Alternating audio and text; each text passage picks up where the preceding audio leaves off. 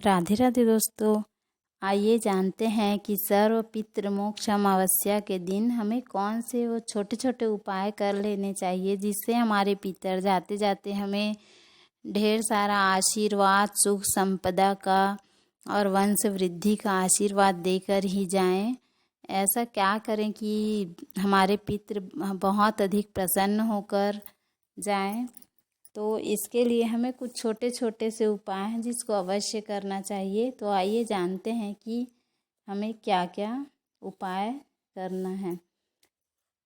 तो इस दिन गीता का 7वां अध्याय अवश्य पढ़ें। और इतने दिनों में यदि पितृपक्ष के 16 दिनों में आपने एक भी दिन नहीं पढ़ा है तो ये अमावस्या के दिन अवश्य ही पढ़ें और यह पाठ करके अपने पितरों को समर्पित करें। ऐसा करने से पितृ बहुत अधिक प्रसन्न होते हैं और आपको आशीर्वाद प्रदान करते हैं। दूसरा उपाय है, इस दिन नदी, सरोवर, कुआं, बावली या घर के मटके परिंदे के सामने एक दीपक शाम के समय 5 साढ़े 5 के बीच में आपको अवश्य जलाना चाहिए। कहते हैं इसी की रोशनी से पितर अपने पितृलोक में वापस जाते हैं और रोशनी रहती है तो आप उनको जाने में कोई दिक्कत नहीं होती, तो वे खुश होकर आपको आशीर्वाद देते हैं।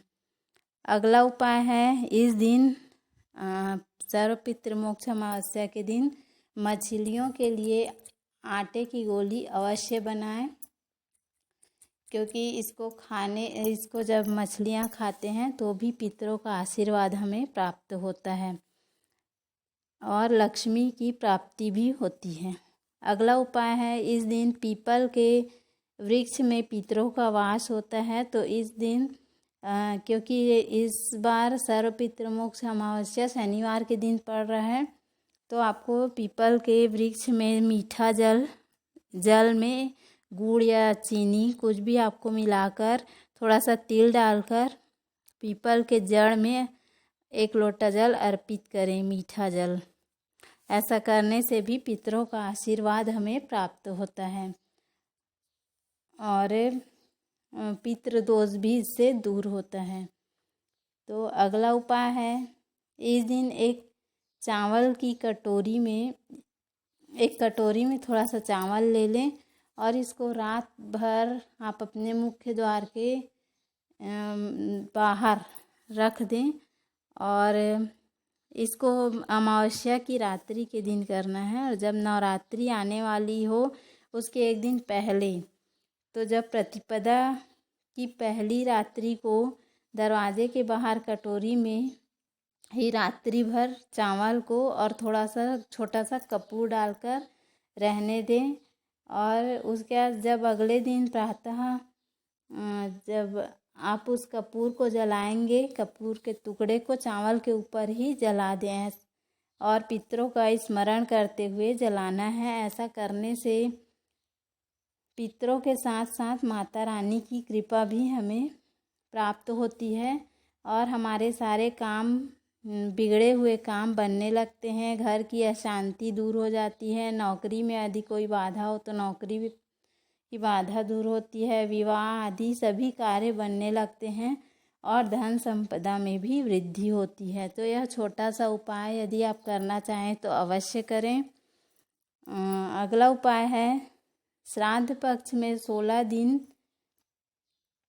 श्राद्ध करते हैं और यदि आज के शिव पुराण में गुरुजी ने बताया कि जब हम श्राद्ध पक्ष में 16 दिन ही करते हैं पितरों के निमित्त कुछ भी, बाकी दिन वे भूखे प्यासे ही रहते हैं। तो ऐसे में भोलेनाथ ने हमें आशीर्वाद दिया है पितरों को कि जो भी 1 लोटा जल शिव जी के मंदिर में जाकर चढ़ाएगा तो उसका कुछ भाग पितरों को भी मिलेगा। तो ऐसा करने से आप जब रोज़ भोलेनाथ के मंदिर में जल चढ़ाते हैं तो आपको पितरों का भी आशीर्वाद प्राप्त होता है। और यदि आप दक्षिण दिशा की ओर खड़े होकर आप शिव जी पर जल समर्पित करते हैं तभी यह जल पितरों को प्राप्त होता है, तो इस बात का भी ध्यान रखें। तो उम्मीद है आपको हमारा वीडियो पसंद आया होगा। यदि हमारा वीडियो पसंद आया तो वीडियो को लाइक करें, चैनल को सब्सक्राइब करें। धन्यवाद। राधे राधे।